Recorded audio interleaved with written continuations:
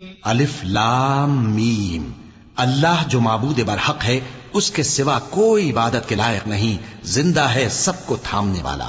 اس نے اے نبی تم پر سچی کتاب نازل کی جو پہلی آسمانی کتابوں کی تصدیق کرتی ہے، اور اسی نے تورات اور انجیل نازل کی تھی۔ یہ دو کتابیں اس نے پہلے نازل کی تھیں لوگوں کی ہدایت کے لیے، اور پھر قرآن جو حق اور باطل کو الگ الگ کر دینے والا ہے نازل کیا۔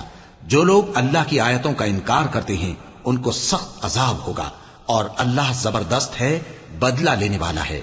اللہ ایسا خبیر و بصیر ہے کہ کوئی چیز اس سے پوشیدہ نہیں، نہ زمین میں اور نہ آسمان میں۔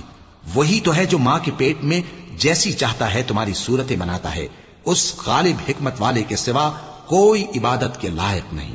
کچھ شک نہیں کہ انسان کم حوصلہ پیدا ہوا ہے، جب اسے تکلیف پہنچتی ہے تو گھبرا اٹھتا ہے، اور جب ملتا ہے اس کو مال تو بخیل بن جاتا ہے۔